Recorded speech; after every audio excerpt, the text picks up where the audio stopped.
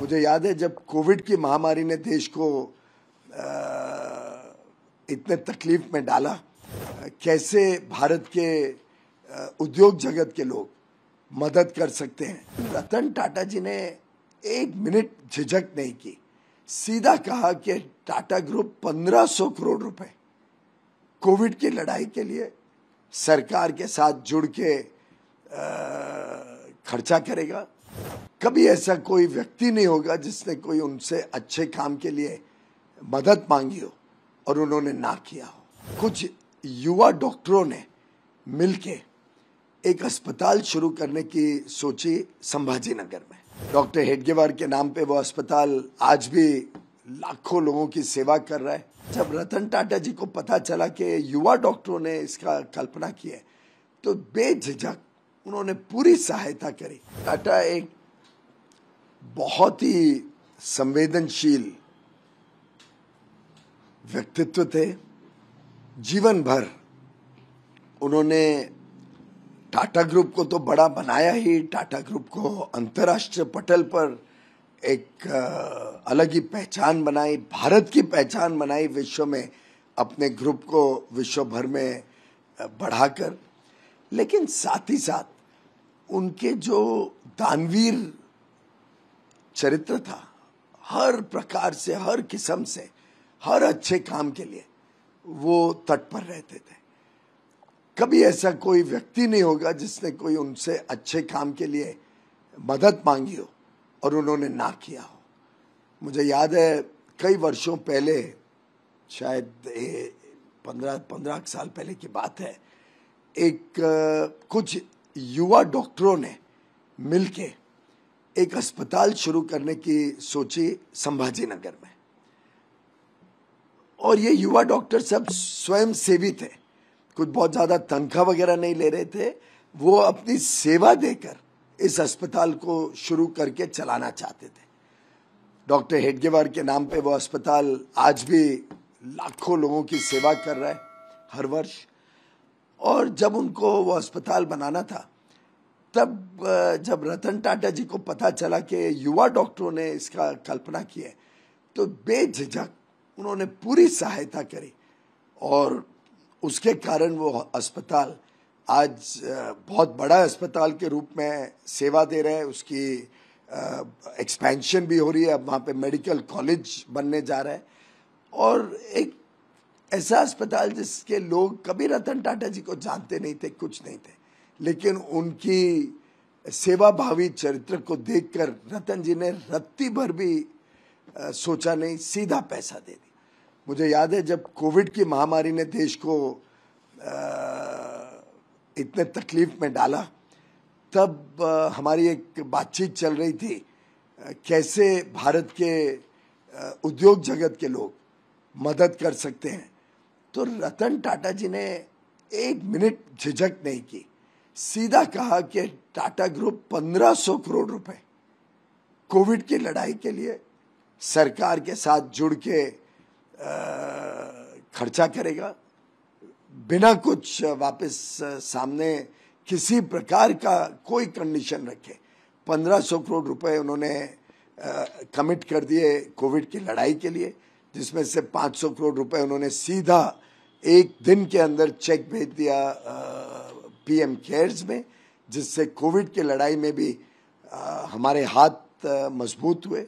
मैं समझता हूँ एक ऐसा व्यक्तित्व है जिन्होंने जीवन भर व्यापार और उद्योग को तो बहुत नई ऊंचाइयों तक लेके गए ही, ईमानदार व्यवस्थाओं से भी कैसे उद्योग बड़ा बन सकता है, अंतर्राष्ट्रीय पटल पर जा सकता है, उसका एक जीवंत उदाहरण टाटा ग्रुप के रूप में बनाया। लेकिन साथ ही साथ उनका जो निहित चरित्र था, एक सेवा भावी, एक बहुत ही सरल व्यक्तित्व था, उसको कभी बदला नहीं। चूंकि आपका उनसे निजी संबंध भी था, कुछ ऐसी देशवासियों को आप बताना चाहते हैं, चूंकि रतन टाटा नहीं रहे, कोई ऐसी यादें जो आपका उनसे जुड़ा हुआ हो?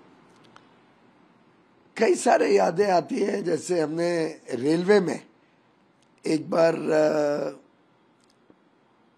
प्रधानमंत्री नरेंद्र मोदी जी ने हजारक स्टेशन पे वाईफाई लगाने का निर्णय लिया और 1000 स्टेशन पे जब वाईफाई लग गया था और एक अंतर्राष्ट्रीय कंपनी की मदद भी उसमें हमें मिली थी, गूगल ने मदद की थी कि पहले चरण में वाईफाई लग सके।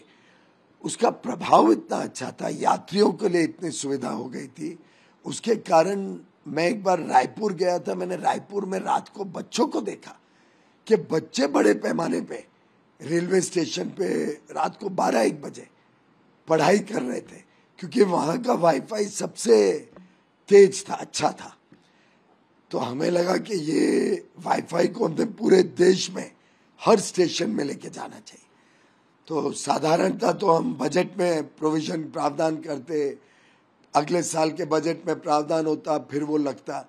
मैंने ऐसे ही माननीय रतन टाटा जी को बताया कि इसका हमें ऐसा ऐसा लाभ हुआ है और अब हम चाहते हैं कि जो बाकी 6500 स्टेशन है सभी में वाईफाई लगाया जाए। तो उन्होंने तुरंत बिना हिचक करे तुरंत कहा कि टाटा सन्स इसके लिए पूरा पैसा देगा रेलवेज को। उनका कोई लेना देना नहीं था। तब तक तो टेलीकॉम इंडस्ट्री से भी टाटा सन्स निकल चुके थे, टाटा ग्रुप में कोई टेलीकॉम का कोई काम नहीं था। उन्होंने सीधा उनके जो सचिव थे और उनके सहयोगी थे वेंकट, उनको आदेश दिया 450 करोड़ रुपए एक पलक में उन्होंने रेलवेज को दे दिए। मुझे याद है जब अंत में वो प्रोजेक्ट खत्म हो रहा था तब थोड़े और पैसे की जरूरत थी। हमें शर्म भी आ रही थी कि क्या छोटे सी चीज के लिए टाटा जी को हम अप्रोच करें, पर उनके वेंकट ने कहा कि रतन टाटा जी ने कहा ये जिम्मेदारी है, टाटा ग्रुप पूरी रेलवे में वाईफाई को फंड करेगा और जो भी कमी पड़ेगी वो भी देने के लिए तुरंत तैयार हो गए।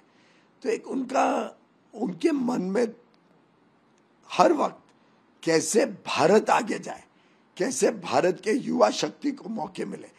मुझे जो जानकारी है उन्होंने शायद 30 से अधिक स्टार्टअप्स को अपनी पर्सनल कैपेसिटी में, अपने व्यक्ति खुद के पैसे से स्टार्टअप को मदद दी कि वो आगे बढ़ सके। कई बार कोई आइडिया उन्हें अच्छा लगता था तो वो सीधा उसको सपोर्ट करते थे, और मात्र फाइनेंशियल सपोर्ट नहीं, वो मेंटरिंग भी करते थे कि कैसे ग्रुप को सपोर्ट किया जाए, कैसे युवा युवती को मदद की जाए कि वो आगे चल के अपने अनुसंधान से, अपने नए आइडिया से काम बढ़ा सके। टाटा ग्रुप एक ऐसा ग्रुप रहा है जिसका हर क्षेत्र में देशभक्ति झलकती है, और रतन टाटा जी ने जो लगभग 60 वर्ष सेवा की है उद्योग जगत की, 1961 में एक शॉप फ्लोर के अप्रेंटिस के रूप में टाटा ग्रुप में उन्होंने सेवा करना शुरू किया था। छोटे से पोजीशन से, अपनी मेहनत से, अपने कृतित्व से, अपनी काबिलियत से वो टाटा ग्रुप के चेयरमैन बने, और 1990 से लेके 2012 तक, जब तक वो टाटा ग्रुप के चेयरमैन रहे, फिर शायद 16 से 17 के बीच भी 6-8 महीने के लिए उन्होंने कमान संभाली, लेकिन जीवन भर उन्होंने, मैं समझता हूँ, टाटा ग्रुप को ही नहीं बढ़ाया, देश सेवा करी, और देश का एक अनमोल रत्न के रूप में टाटा ग्रुप को खड़ा किया। ये रतन भी था देश का और शान भी थी देश की।